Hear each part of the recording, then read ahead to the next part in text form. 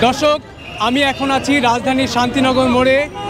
এখানে ছাত্ররা এই ট্রাফিক কন্ট্রোল করছে।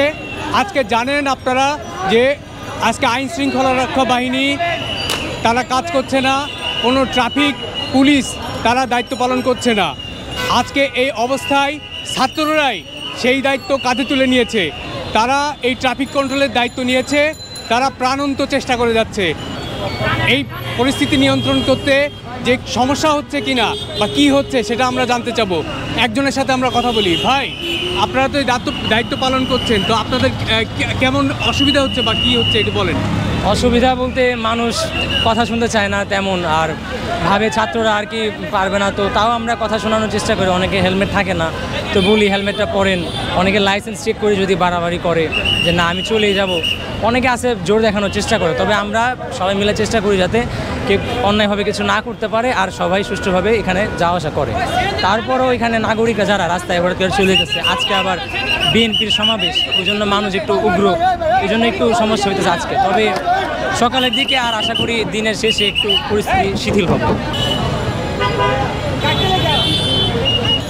দর্শক, আমরা এখানে দেখছি ছাত্রদের সাথে মিলে কয়েকজন ছাত্রীও এই ট্রাফিক কন্ট্রোলের দায়িত্ব পালন করছেন। তো তাদের কি অনুভূতি সেটা আমরা জানতে চাচ্ছি। আপনার এটা করতে আপনাদের কেমন বেগ পেতে হচ্ছে? খুবই ভালো লাগছে, সাথে নিজের দেশকে সুন্দরভাবে এরকম একটা গোছানোর জন্য রাখার জন্য আমরা যে এই সুযোগটা পাচ্ছি, এটা কাজটা করেও আমাদের খুব ভালো লাগছে। তো আমরা চাই দেশটা এরকম সুষ্ঠু সুশৃঙ্খলভাবে চলুক। আগামীতে আমরা এর জন্য আরও চেষ্টা করে যাবো ইনশাল্লাহ। আপনারা কি কখনো ভেবেছিলেন যে এরকম দায়িত্ব পালন করতে হবে? না, এরকম চিন্তা করিনি। তবে এখন যখন সেই সুযোগটা পেয়েছি, আমরা কেউই চাই না সেই সুযোগটা হাতছাড়া করার জন্য। আচ্ছা, আপনার জনগণের উদ্দেশ্যে কি বলতে চান যে ট্রাফিকের এই বিষয়টা এটা পালন করা উচিত বা এটা? হ্যাঁ, প্রত্যেকটা মানুষেরই উচিত মানে ট্রাফিক রুলসগুলো মেনে চলা। কারণ আমাদের দেশের যেরকম জনসংখ্যা বা গাড়ির যে এরকম পরিস্থিতি, তো এগুলো মেনটেন করার জন্য হলেও, সুশৃঙ্খলভাবে চলার জন্য হলেও প্রত্যেকের উচিত ট্রাফিক রুলস মেনে চলা। প্রত্যেকটা জনগণ, প্রত্যেকটা ড্রাইভার, প্রত্যেকেরই উচিত রুলসগুলো সঠিকভাবে মানা।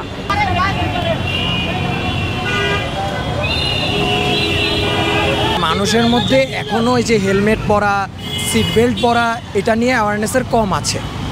এটা মেবি আমরা জাতি হিসেবে হয়তো বা ব্যর্থ হয়েছি, প্রপার ক্যাম্পেইন হয় নাই, সোশ্যাল অ্যাওয়ারনেস ক্রিয়েট হয় না ছোটোবেলা থেকে। কিন্তু আমি এতটুকু বলতে পারি, এবং আমার সাথীরা যারা এখান থেকে সকাল থেকে ভলান্টিয়ারি দায়িত্ব পালন করছে, যে মানুষরা পরিবর্তনের আশাবাদী, পরিবর্তনের জন্য মানুষরা শুনছে এবং মানুষদের বললে তারা শুধরে নিচ্ছে ভুলটা সাথে সাথে। হ্যাঁ, সো আমাদের ভবিষ্যৎ প্রজন্মের যারা আমরা আছি, ভবিষ্যৎ যারা আছি এবং বর্তমান যারা আমরা দেশের নাগরিক হিসেবে আমরা চেঞ্জের পথে আসি, পরিবর্তনের পথে আসি, এবং আমরাই পারবো সুস্থ, স্বাভাবিক এবং সম্পূর্ণ নিয়ম মাফিক, নিয়মতান্ত্রিক একটা বাংলাদেশ এবং রোড ট্রান্সপোর্টেশন সিস্টেম গড়ে তুলতে।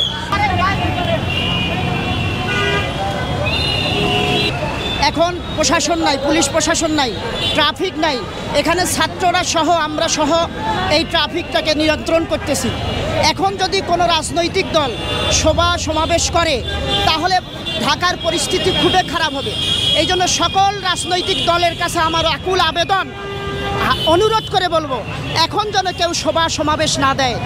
যে সরকার আসবে, তত্ত্বাবধায়ক সরকার হোক আর অন্তর্বর্তীকালীন সরকার হোক, যিনি আসবে উনি আসার পরে যত সমাবেশ করার দরকার তারা করবে। এখন সরকার, তত্ত্বাবধায়ক সরকার, অন্তর্বর্তীকালীন সরকার না আসা পর্যন্ত কোনো সমাবেশ যেন না হয়। রাজনৈতিক দলগুলির কাছে আমার আকুল আবেদন, অনুরোধ। দর্শক, আপনারা দেখতে পাচ্ছেন যে ছাত্ররা কতটা কষ্ট করছে এই ট্রাফিক নিয়ন্ত্রণ করার জন্য, কিন্তু মানুষ এখনও তাদের সেই আগের রূপে আছে।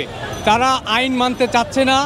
ইভেন তারা উৎসুক জনতা হয়ে দেখতেও চলে আসছে যে কি হচ্ছে পরিস্থিতি। এবং এই ছাত্ররা অনুরোধ করছে যাতে নতুন সরকার দায়িত্ব নেওয়ার আগ পর্যন্ত কোনো রাজনৈতিক দল যেন তাদের কর্মসূচি এখন ঘোষণা না করে।